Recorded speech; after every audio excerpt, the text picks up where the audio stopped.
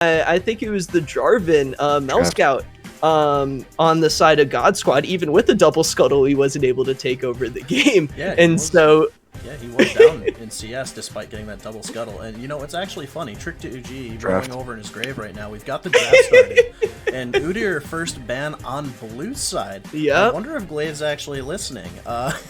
Hello? This is kind of a sign that we're going to see some, I guess, alternative jungle picks. You see a lot of jungle focus here in the draft. You've got the Kindred going down.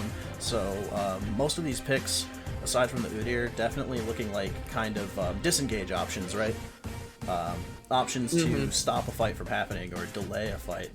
The Seraphine going down, Kindred having the Lamb's Respite, which actually speaks to Alistar just being an overall like power pick being banned out. You see actually Kaisa getting locked in first here. Yeah, Ivar in chat, he's ready for Omega to finally fulfill their prophecy of taking down Glaive, and it certainly looks like they did their homework, Dory, to start off this draft. Miho's signature, Aurelia, taken off of the board, not going to let him get his hands on that one, and Mick shoots on the Hecarim. He's not going to be able to get that champion locked in once again. He's been a nightmare on it throughout the start of mid-league, and Glaive Esports taking away the Udyr pick. Dory actually makes a lot of sense here because Mick shoots really hasn't shown himself willing to lock in the champion. So at this point, I mean, you were talking about it being a priority pick or priority ban, excuse me, for red side. Well, if Glaive's on blue side and they're not going to be picking it, well, they're not going to want Omega to lock it in either. Absolutely, and we're probably going to end up having to see that pretty often here. But speaking of Season 8 matchups, you've got the Kaisa versus Xayah being locked in again. These are both very mechanically skilled ADCs, and it's good to see these ADCs that offer a ton of skill expression coming back into the meta. They both are able to kite through fights, they're both relatively low range, and when Xayah is paired with the Gragas, you've got peel options, you've got disengage and re-engage options just out the wazoo. So much CC. And speaking of CC. Yeah, this Lilia pick, wow, Dory, this is going to be interesting to see for the side of Glaive Esports. I think overall it kind of fits into Mick Shoots' play style really well. And I'm excited to see. It does make the whole idea of counter-engage versus engage a lot more tricky. With Totemax on his signature Orianna pick, this was a power pick I don't think he really got his hands on against Meme City Esports, and for good reason. He doesn't have to wait to the late game to make big plays. I remember I saw a highlight from him just in, I think it was week number 2 gameplay in the river, you know, just casually a scuffle around the scuttle, and the man lands a 3-man shockwave. The ball is always put in the right place when Totemax is on the rift, and the Talia for the jungle going to be matched into the Lilia. Fallen Artemis adding some spice to the draft. It looks like we're throwing Gragas top, and if I do remember, we have seen some Alcarum. I believe his off-stream has played it once. I don't actually remember the result of that matchup, but yeah, throwing in that Talia, relatively intelligent move there. Talia's able to create this area of control. She's able to slow down the Lilia, and I mean, I was actually going to speak on, I was going to make a joke about how if you can't put Orianna ball on one horse, just grab the other one, but it doesn't work, it's a deer. But yeah, Talia pretty good at creating this this area of control that they can't really, so that the Lilia can't take over the game, right? The Orianna's pretty quick, she's able to push her lane fast. I expect to see wave clear options banned out, and as that happens, you see the Rakan getting banned out. Xayah doing relatively well in meta again. I don't think you need the Rakan per se, especially with the Rel and the Leona banned out. It's going to give Xayah more safety in the lane. Poor supports. Wow, so many power picks taken off of the board. Yeah, I think with the Essence Reaver changes in this most recent patch, Essence Reaver notably Xayah's favorite item before Season 11, and then Riot was like, what if we just change completely how this item works? And Xayah players were like, wait, what? We want our item back. It was so good before. Because the Spellblade really isn't ideal for what Xayah wants to do. She's still a bit of a heavy caster AD versus mostly just focusing on the auto attack, you die part of the role. So she is able to, I think, with the more recent changes to Essence Reaver, keep that mana pool a lot more healthy, just like the good old days So because she has the Featherstorm available, which is such a good item, she's going to be just fine. And this Lucian lock-in for the side of Omega Gaming Unleashed, Dory. Wow, this is really interesting for the mid lane because that it's going to be Orianna in that mid lane, and that might be a bit of a tough matchup for 2 Yeah, that is an age-old counter. Lucian into the Orianna. It is relatively high execution in lane, but I don't doubt for a second that Princeton's capable of actually executing on that pick. Right. And you can definitely see there's this straight transition, this straight discretion, I guess, between what these two teams want to do. You've got Ornn getting locked in here on the side of Glaive Esports. Miho taking the time to just buff up everybody. They're aiming for late game. Glaive, again, heard us saying short game time, but we can play late too.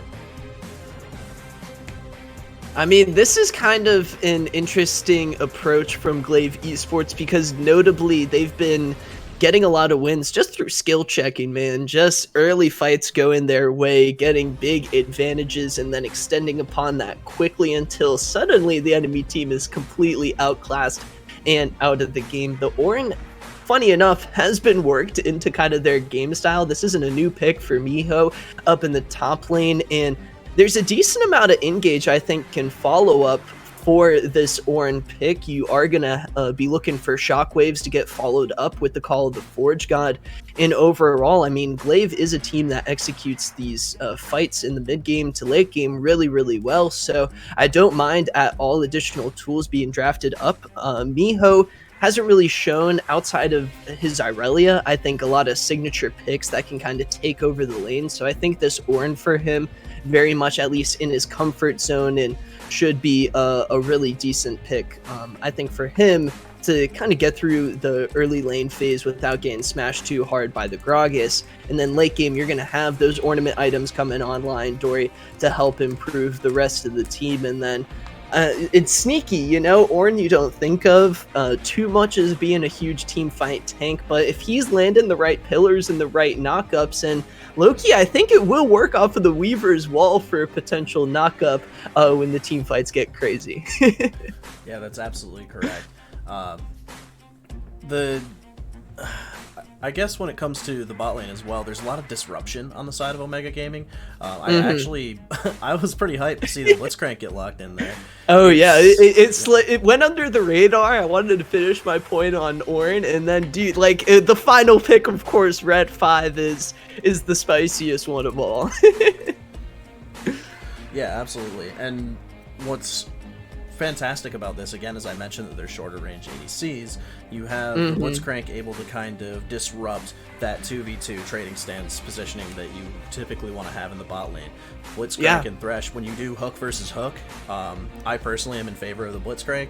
I know other supports have their preferences on which hook champion performs better, but having the Blitzcrank able to disrupt Kai'Sa by pulling Thresh away, or by pulling Kai'Sa away. Thresh has honestly, pulling Kai'Sa might actually be better because Thresh is able to kind of pull you out of a fight if there's a problem. But if Thresh gets pulled in, you've got so much CC layering on the side of Omega Gaming, as well as this high mobility because of Taliyah passive, Post 6, the Weaver's Wall, like you said, and this kind of stacking CC, the stacking pick potential, roaming potential. Yeah, you're going to have push priority potentially in all 3 lanes if you play this correctly.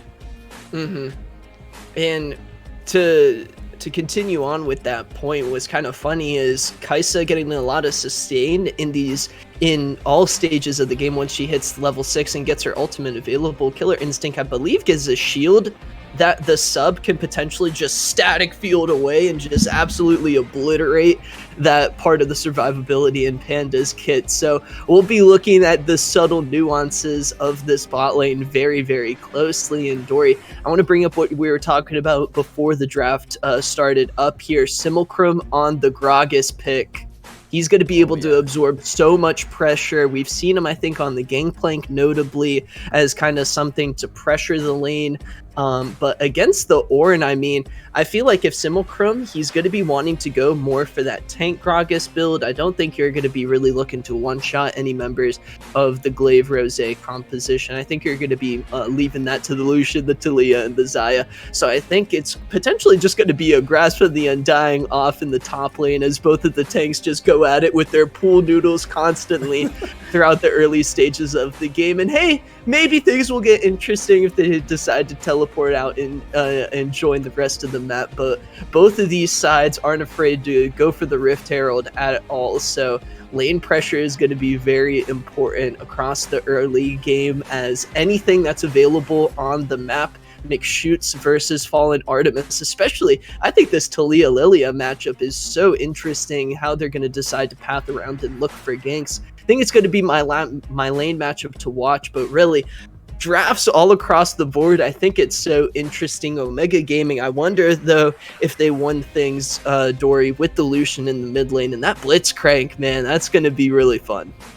Yeah, I think that your kind of assessment of how these comps roll out is pretty accurate. You've got so much roaming and pick potential coming out of Omega Gaming's comp that is going to be their primary focus. And if the game does start to go late, you start to get incredibly powerful team fighting compositions. But you do have that saving grace of Gragas having so much sustain, being so he's a slippery fat man. I don't know what to say.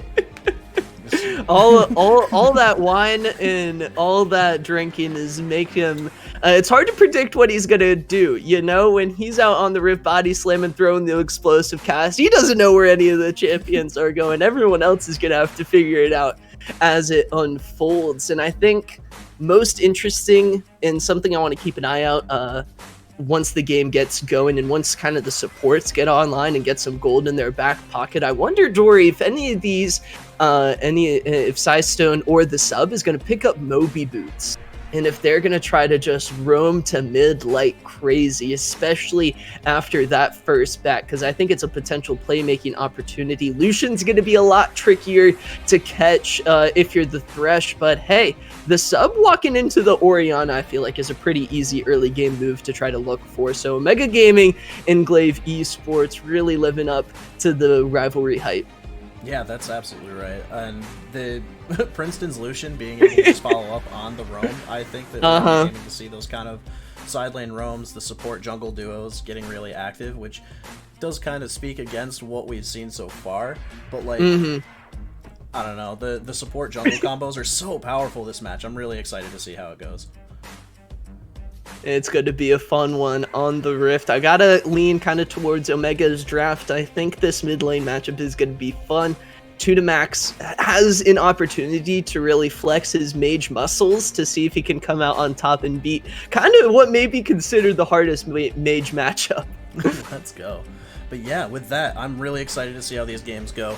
We're going to be getting back into it with Idea PC and Gungeon in Game 1 of Glaive versus Omega Gaming Unleashed. Thanks everyone for joining us. We'll see you soon. Bye.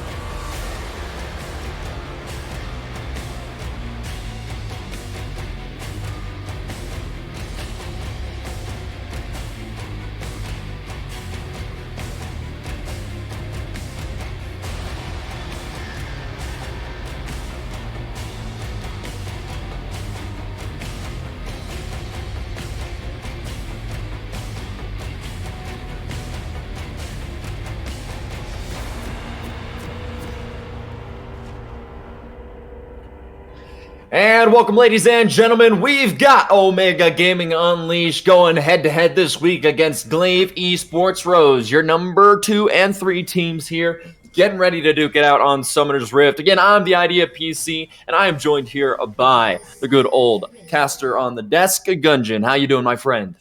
I am doing great, and again, 2 top-tier teams looking to contend. One that was kind of trending downwards after week 3, and one that's kind of on the rise on the side of Omega Gaming Unleashed. I want to see how these two kind of clash it out. Helps decide playoff seeding, helps decide a lot of things. It's going to be a really important match, and I'm super excited to get into it. Oh yeah, absolutely here, and I think that Mac and Dory, who made a special appearance on the desk with us tonight, made some pretty good points about the draft. I mean, Panda has been really strong in the games that we have seen him. He's one of those players that has the potential to really carry this team. Also, I do want to mention something here real quick. Totemax actually has, I believe, it is either the highest or second highest average CS per minute in the entire league. And I think shortly followed right after that is Miho. They both sit with about an 8.5 CS per minute, which is higher than literally any other laner or whatever jungler in the entire league. So very well done by this Glaive Esports Rose roster. They lane very well, very effectively. So that's why I'm very interested to see what this Orianna and Lucian mid lane is going to kind of look like when that Lucian can be so dominant in the laning phase. Yeah, and again, they are a dominant team. Just because they had the 0-2 performance versus Meme City Esports should not fool you into thinking that they're somewhat of like a trending down team. They're still a very strong team in the mid league. Their laners play super well. Their jungler plays super aggressive and super well in a lot of these team fights. And I'm very excited to see how these two teams match up. Absolutely, indeed, and this level 2 now Level in the bottom lane. That's going to be it right there. They're going to be able to get a little bit of damage off. Hook nicely for the Thresh, and what is going on here? Sightstone going all over the place here on Summoner's Rift. Going to force out his flash, but yeah, a lot of Summoners blown, but no kills, no deaths. Going to go down either way. And honestly, that was a really good play by the sub because it looked like that lane was about to get absolutely unplayable if Panda was going to be able to kind of flash and get the damage off an adjustment. But great hook, able to kind of neutralize that 2v2, and now this lane is kind of back to even footing. Definitely going to be perfectly fine here. Well done by the supports, though. I mean, really kind of flexing those muscles, I'd have to say. Some pretty interesting mechanics down here with these players, but Miho and Simulcrum going to be duking it out up towards the top side. Both these characters pretty big, pretty tanky. Obviously, we'll have to wait and see.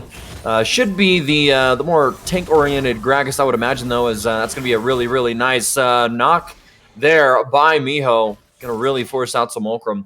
It's a lot of damage that comes out of that Bell's Breaths. Yes, Ornn did get some nerfs, but that's going to be a flash hook there from the sub. Going to force out Pandas as well. Ignite going to burn him down about half HP, but what a hook coming out here from the sub. Does have that Hex Flash available, so we're going to be looking for him to continue to apply the pressure to this bottom lane of Glaive Rose. It looked Adjustment honestly wasn't ready to see that play come out. Great hook by the sub, forcing the flash. Oh! Talking about another flash there in the mid lane. Totemax going to get focused a little bit here. That's going to be the flash ignite coming out. But Fallen Artemis not quite able to make that one happen. And realistically, all that's happened here is Totemax, yes, he's down some HP here. He's going to have to pop up these health potions and these biscuits in the lane. But it could be worse. He didn't blow his flash. He's still relatively fine to stay safe in this lane. And has the ability to really kind of farm things up with the Orianna that can do so from range pretty easily. Yeah, I do like the play, though, by Fallen Artemis. If he is able to get that flash burned by Totemax, that lane becomes really rough, especially into the Lucian versus the Orianna matchup. Went for the try, wasn't able to succeed, but again, good overall play. Yeah, but the relentless pursuit there, going to be able to trade off a lot more damage here. So Princeton really able to, one, keep Totemax here, even in CS with him, which is great, fantastic, knowing that Totemax has been such a strong contender here. McShoot's, though, going to pay a little bit of a visit now to the mid lane, try and even out some of that health disadvantage for his mid laner. But the fact that Princeton's been able to keep this mid lane matchup so incredibly close in that CS department, I think is really a testimony to his skill as a player, especially when you're going up against what might arguably be one of the better or best, solo laners here in the entire league in Totemax. Yeah, again, the matchup does help, but good on by Princeton, especially getting that early lead. He will grab some sort of about a 5 to 7 CS lead in the mid lane. Both of the mid laners are going to reset, and ooh, top lane. It's just going to be... there's Smolcrum. It just takes fighting. It just takes fighting. We always get baited by it, but nothing too much happening, and everyone's going to reset. I do want to ask Idea, how do you feel about these two team comps? We didn't get to talk about it. Obviously, we weren't on the desk during loading screen, but in terms of team comp-wise, I have to say I do like the Glaive Esports team comp a little bit better. I feel like it's super standard. It does a lot of damage. It does a lot of Actually, hold on. Ooh, a little bit of a fight maybe brewing here. Fallen Artemis gonna be face checked into there. Thresh now gonna be caught out, and that's the sub and the rest of the bottom lane here from Omega Gaming. Gonna be able to get the first blood, and that's gonna go down onto Princeton here. Gold in the hands of this mid. Lucian's gonna look real good. And a nice Mountain Dragon to top that one off means that they're gonna be relatively safe here in the laning phase, Gungeon. Yeah, again, great hook by the sub. They're able to get the knock on Panda, then get the hook off. And after Panda had used his flash after the sub's hook initially, there was no way of getting out. And again, good kill allocation as well. Princeton ends up getting the kill. It's gonna be put to really good use with how aggressive he's playing the mid lane. And again, good work by the side of Omega Gaming just to get a little bit of an early game lead. Well done there indeed.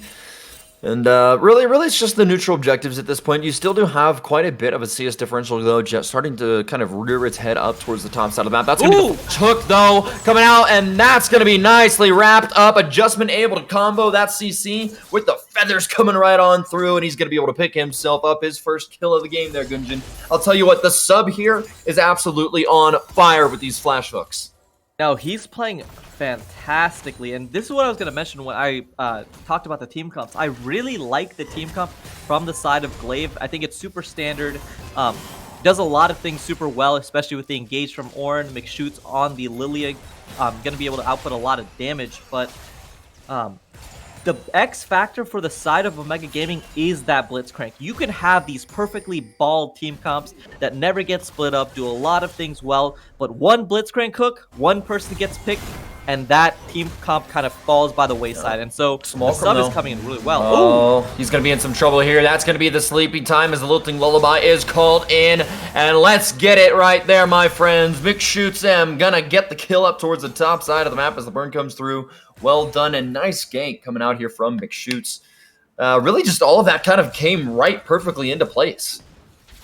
Yeah, great ball by McShoots, able to get the sleep off as well, and Simulcrum just walked a little bit too far, gets killed, but again, top lane, it's not going to mean much. McShoots does end up picking up the kill, so it is going to accelerate his first item, and I want to see how these first items kind of come into place and where a lot of these teams kind of focus their gold, especially moving into the mid game. Yep, absolutely here. Talking about items, though, not a whole lot of them coming across the board here just quite yet. But I would imagine that'll change here soon. God. Another amazing hook coming out from the sub, but a nice lantern. Going to be able to get Panda away here. Not going to really be able to find anything there off the back of the Feather Storm, though. Fallen Artemis way deep. Will be able to get the kill on to Glaive Panda, and that's going to be another one here. Make it 3 kills in total being generated from this bottom lane of Omega Gaming Unleashed. This time going on over to Fallen Artemis. And unfortunately for Panda, he has been the one every time. Flash is forced out here, though. Now Sightstone might be able to put Fallen Artemis in a bit of trouble. That's going to be Ignite, and Thresh is actually going to be able to pick that one up. No teleport, Sightstone and Miho is here. The sub is in some trouble. And ladies and gentlemen, yep, okay, Void Seeker. Void Seeker from out of nowhere. I love it. What a play. You gotta hand it. Glaive Esports with a nice teleport, able to kind of turn that one around and hopefully make this one a little bit easier, though. Simulcrum could be in some trouble, but McShoots has no mana left, and that should just be a quick little body slam up and over the wall, and now to safety. Again, such a great laning phase by the sub, getting Panda's flash and heal again and getting the kill off, but they pushed a little bit too far. They should have been just okay getting the tower plates, cracking the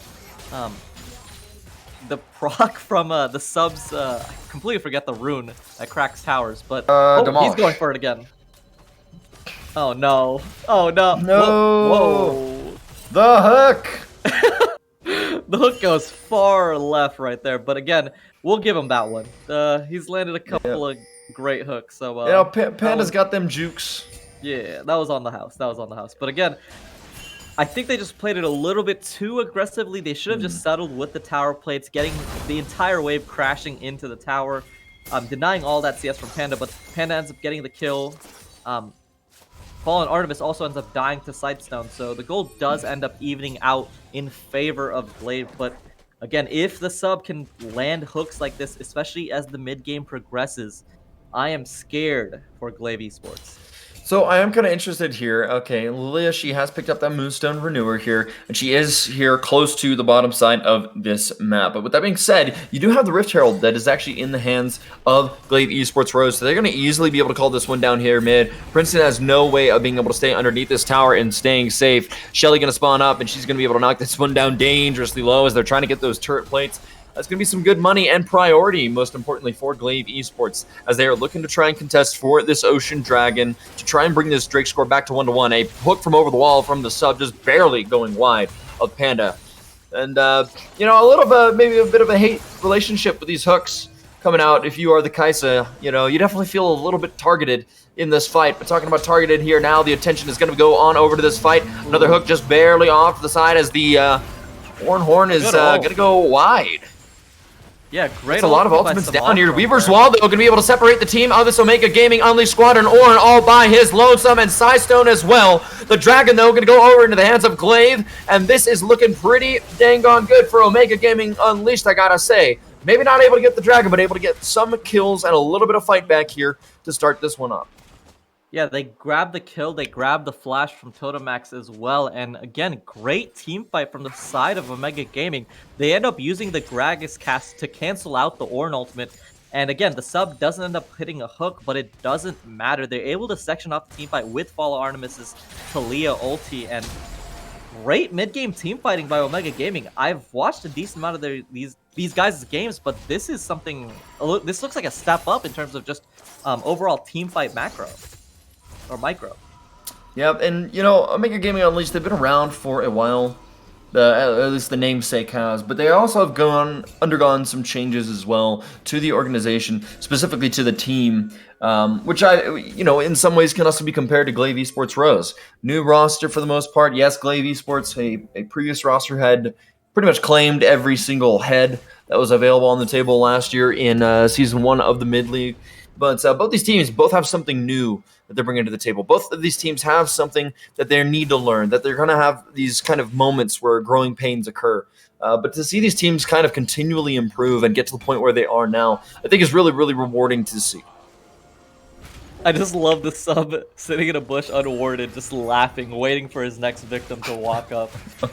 He is playing a waiting game, and he is winning in a lot of these situations. But no, I think you're right. Again, something old with something new. These are rosters, obviously on the side of Glaive Esports. It's a tested name, but obviously not a tested roster. But they've kind of been living up to what their predecessors did. And for the side of Omega Gaming, you have three guys with Simulacrum, Princeton, and Adjustment that have played together a lot, but obviously bringing in Fallen Artemis and the sub, kind of forging a new team. But again, they've looked very strong, and they've been trending upward for a while now, and I'm happy to see them kind of put it together, especially in this early game. Absolutely, indeed. And just taking a look at everything that you've got here on the table, this is a matchup where, you know, whichever team is able to bring out a victory here, they are going to pretty much be the team that is talked about as being probably the second best right now in the league, as things should be. And the sub there, again, just laughing. I love it. I absolutely love it.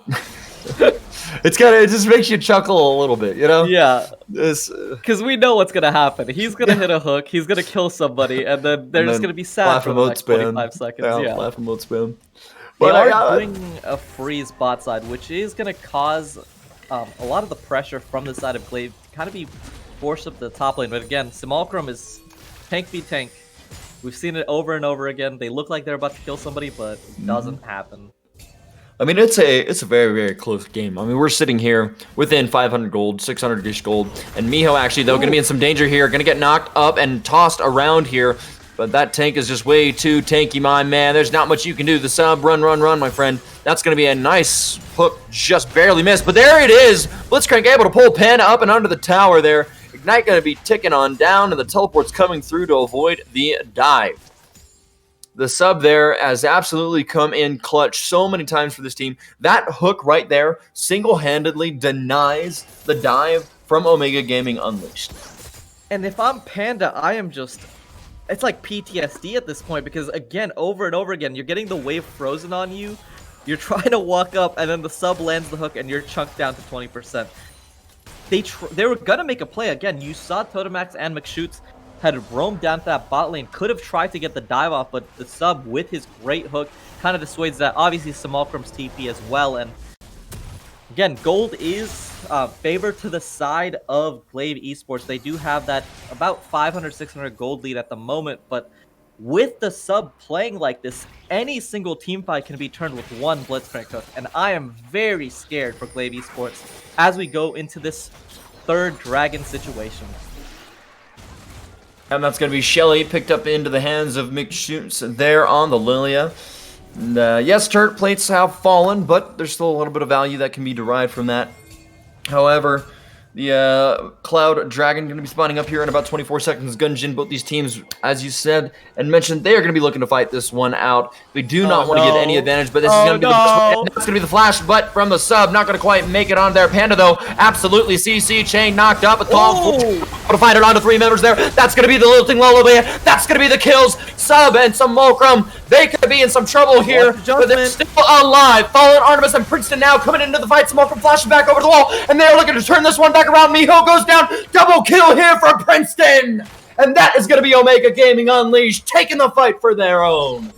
And then we didn't see that part of the fight, but Totemax and Princeton pretty much tried to 1v1 in that top middle bush. Princeton does come out with the advantage, and he's able to come to the back of the fight and clean it up. Again, adjustment never really got threatened. All of that damage ended up going on to Simulcrum and the sub, and what a great team fight from the side of Omega Gaming. It looked close because McShoots got such a great Lilia ultimate off, but again, the damage couldn't come through to finish off both of the carries, and Omega Gaming take a 1.3k gold lead plus the Cloud Dragon.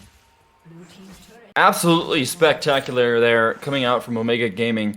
You know, it almost looked like that they might have made a mistake with the engage. They weren't able to, you know, really punish as hard as maybe they would have liked. Maybe they were a little bit overextended. Oh, no. And another God hand coming out here from the sub. Just this time, no one around to even help him, but he still manages to find a way to get himself up in the trade.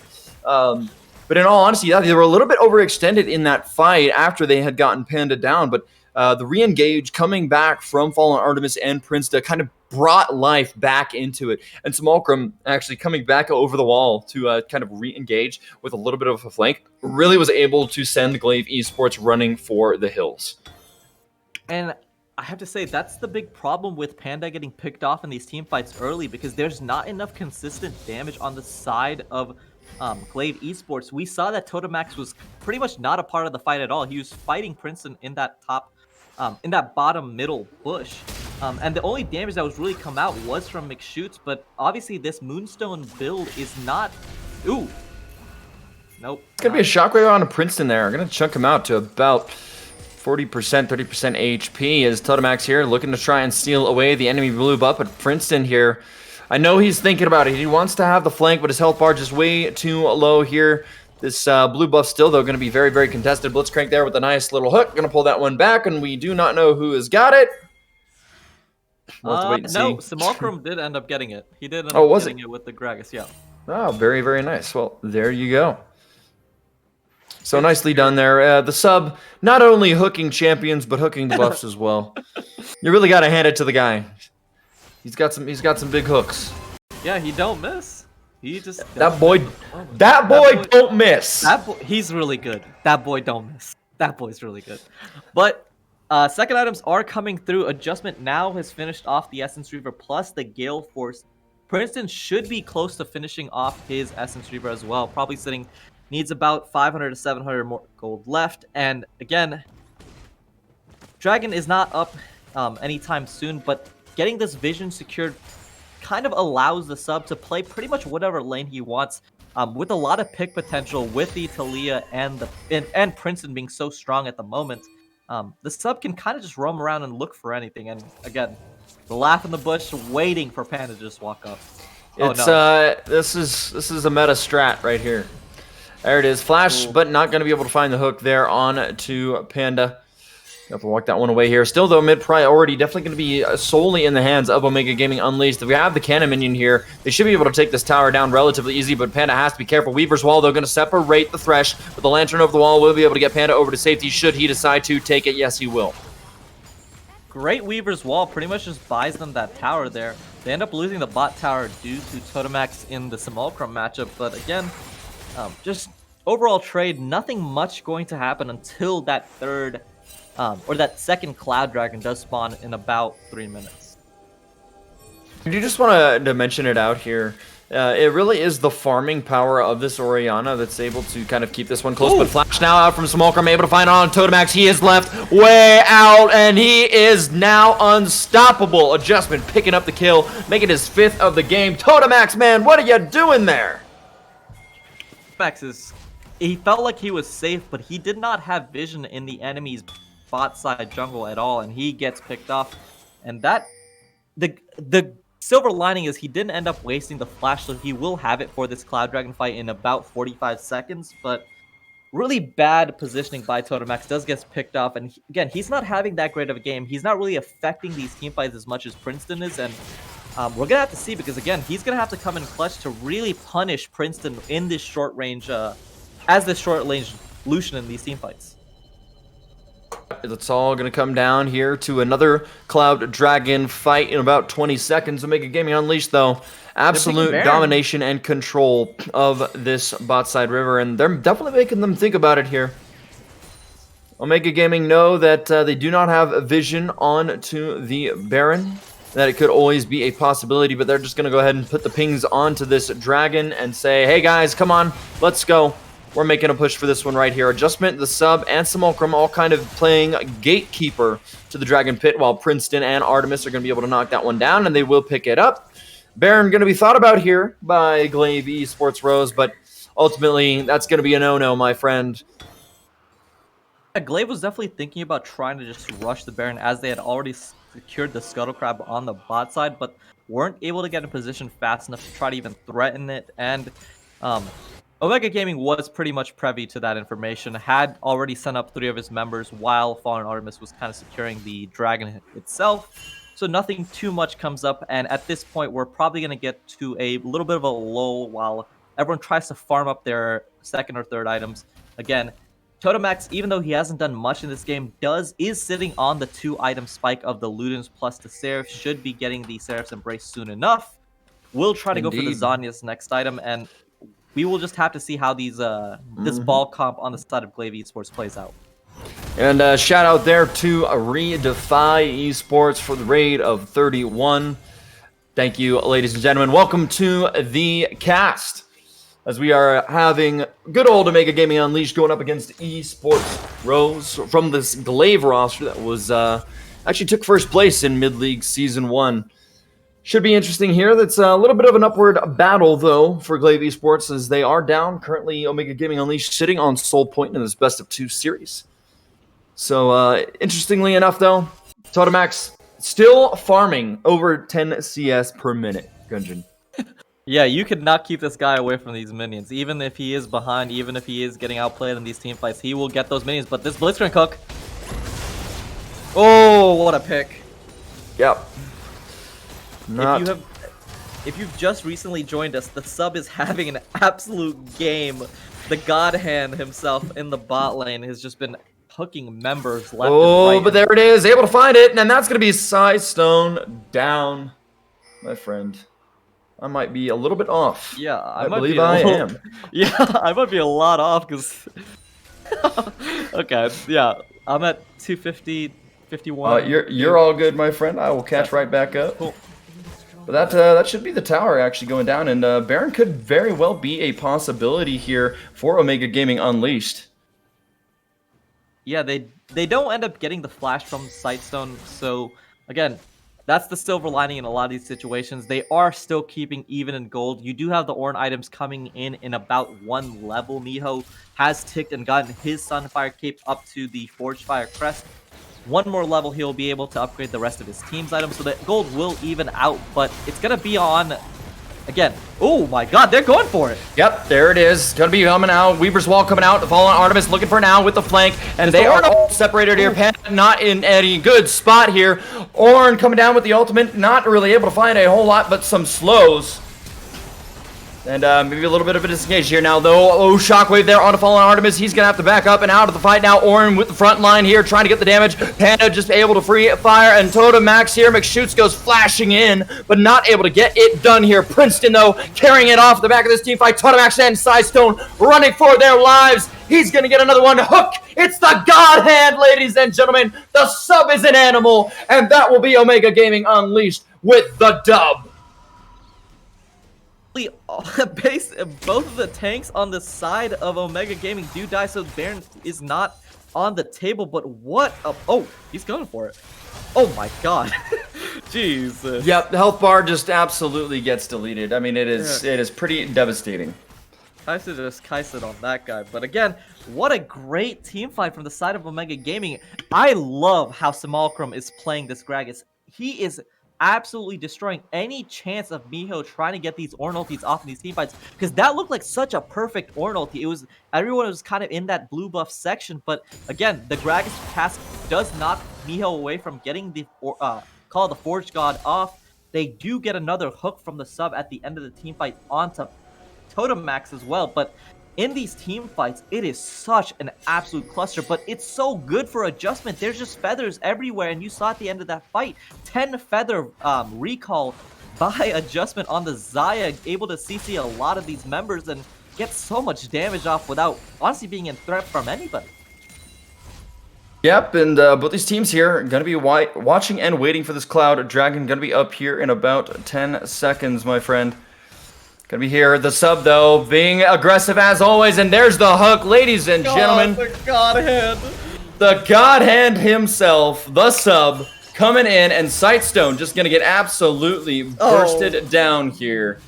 Cloud Dragon is the prize, ladies and gentlemen. Omega Gaming Unleashed gonna be able to pick up the soul here at a minimum. And this tier 2 turret here in the mid lane gonna be focused and pressured down. More gold into the hands of this OMG roster. That's going to be 16 kills at the end of the day here, and currently sitting at about a 4K gold lead in their favor as well. Baron buff, it's got to be all theirs. This should be Baron for the side of Omega Gaming, and again, obviously you always want to try to claw back into a game, and they have a chance. They're going to look for it, but I think it's just gone too fast, too quick, and this should be just Baron for Omega Gaming, and this gold lead is pretty sizable at this moment with the Cloud Soul as well, going to be able to kind of speed up Princeton at these teamfights. Same with Simulacrum. This game is looking pretty rough for the side of Glaive Esports, and if I'm them, I think a Blitzcrank ban has to come out first round. You cannot give this guy Blitzcrank, because the best thing is they have such a standard team comp, this 5v5 ball comp that kind of exceeds at everything, but it doesn't matter if the sub hooks your primary key target every single team fight, and you just lose. The comp breaks away. If the Jenga piece at the bottom keeps getting snatched by the sub, the tower just falls over. Yep, pretty easy to do here. And unfortunately, Omega Gaming Unleashed, they just have all of the tools in their pocket here. The sub with these hooks has been absolutely on point there. McShoots actually might be in a little bit of danger here. No, he'll be fine. That's going to be back right on up here, but yeah, the part about this is that Omega Gaming Unleashed, they have all the tools that they need in order to get these fights off successfully.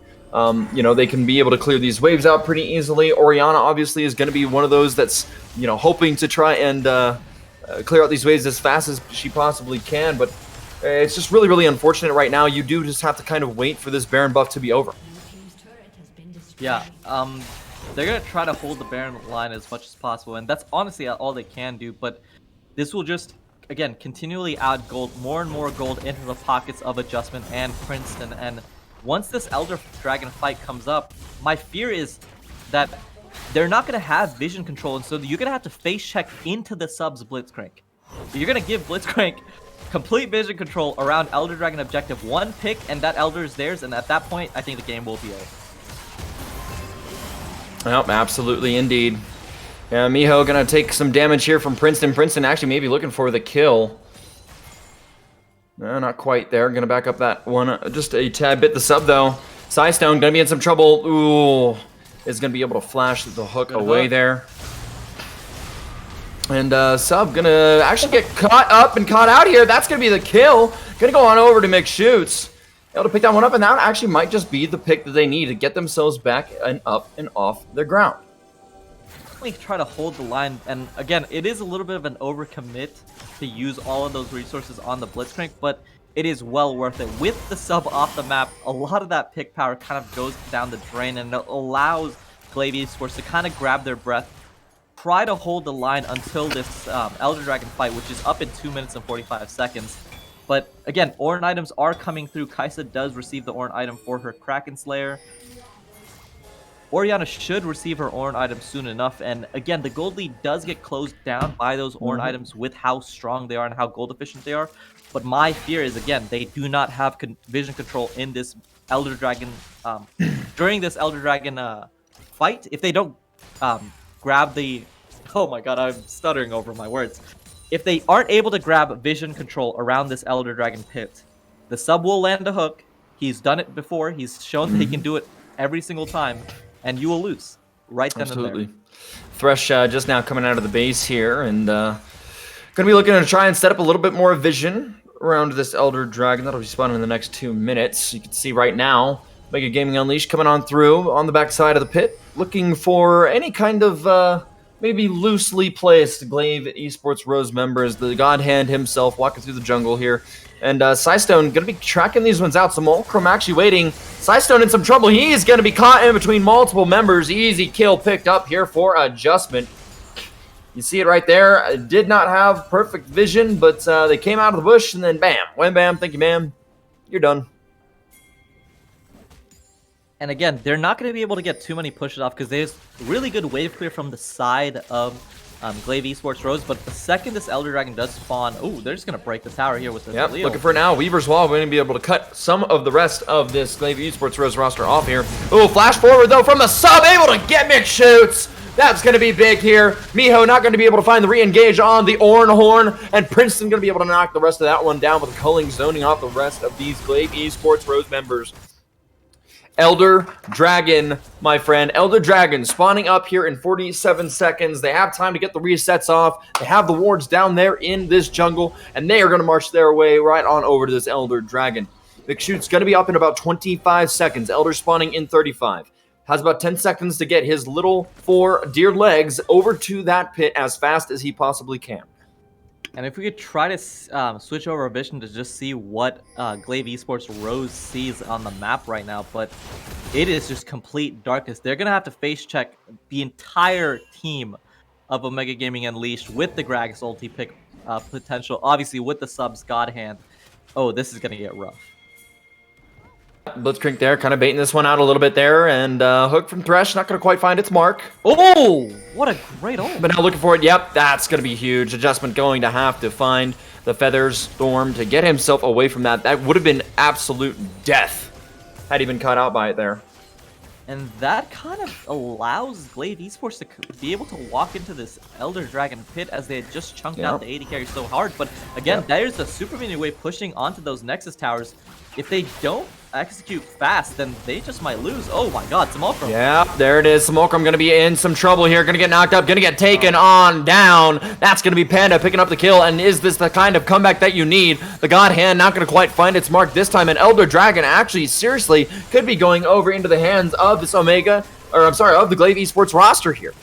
Teleport not available for no. Simulacrum because he's dead, and this is just going to go right on over. Blitzcrank, though, they're going to be able to find Lily Totem gets the now. smite. Re-engage, though, come on through. The Smite, though, going the way of McShoots and Elder Dragon in the hands of Glaive Esports Rose. This is the turnaround that they needed. Glaive Panda going to flash forward for the kill as Fallen Artemis will indeed fall down. And those respawn timers are not something pretty to look at if you are an Omega Gaming Unleashed fan right now. They just do not quite have a wave on them right now to be able to force this advantage. They're trying to get these towers knocked down. They need to get some of this gold back into their pockets. They were sitting at nearly a 10k gold deficit, ladies and gentlemen. They have closed that now to about 4.5k in their favor. They're going to be able to clear out the jungle here and fight for this Baron buff with Elder Dragon advantage. That should be Elder and Baron for the side of Glaive Esports Rose. Again, all of this comes from the fact that Totemax was able to get such a good Orianna WQ combo onto the side of Adjustment, chunked him out before the fight even started, and they just lost positioning. And at that point, again, Simulacrum tried to make the play, overstepped really hard, and they are completely back in this game. That gold lead is completely dwindled at this point, and now it's just all about teamfight execution. It's really actually non-existent. I mean, you've got the Ornn with the Ornn upgraded items that go out, you know, and kind of make up for that gold deficit that you might have. And then additionally, Cloud Soul is not exactly known as being the strongest soul in the game. Yeah, it's good for certain champions, but there's definitely better ones out there. And so because of all these things that, you know, kind of, you know, yeah, sure, the Dragons worked out in Omega Gaming Unleashed's favor, but it's maybe not that huge of a deficit for Glaive, right? And then, oh, you're able to push the game until 36 minutes into the game where everybody has an Ornn item. That's pretty good if you are Glaive Esports. So they've been able to get to that point where they didn't completely buckle and collapse under the immense pressure this Omega Gaming Unleashed roster had at the beginning of this, like the start and mid game of this match, but they could actually be looking at possibly turning this one around here, and Glaive Esports really showing us why they are so feared in the mid league. Nice Weaver's Wall there, though, going to be able to deny at least a little bit of time here for this push, but it is going to kind of stack up this wave here. Going for it. Gonna be looking for now. Yep, that's gonna be the Ornn going on in, trying to find the Ornn horn knock up there. The sub gonna be in a little bit of trouble here. About half HP. Miho though tanking up the turret for the rest of this Glaive Esports roster. Gonna now be able to get a little more damage here. Inhibitor surely will fall here shortly. Elder buff is not on the table anymore. Yep. Not on the table. It is over. So it's just the Baron at this time. They're going to be able to knock down some of these existing structures. They're going to be able to get a lot of this standing gold in the form of turrets, but, you know, if Omega Gaming Unleashed can at least try to hold out here, they do have a chance. The sub, though, going to be in some trouble. That's going to be the Shockwave. That's going to be a lot of damage. Voidseeker going to tag him there, but it would be suicide for the Panda to go in on that one. Top lane, tier 3 inhibitor in trouble now. Going to be absolutely burned and shred to bits by these minions. Little purple cannons blasting away here. And all that Omega Gaming Unleashed can do at this point is try to find it. But are they able to get it? Are they able to get it? Huge knockback here coming out from Simulacrum. That's going to be going golden here on Totemax, but Panda is just going to absolutely shred into that Gragas. They're looking for now the culling, though, here from Princeton. The culling from Princeton. Able to find the kills, make it a triple. Give him the quadra. No, not quite.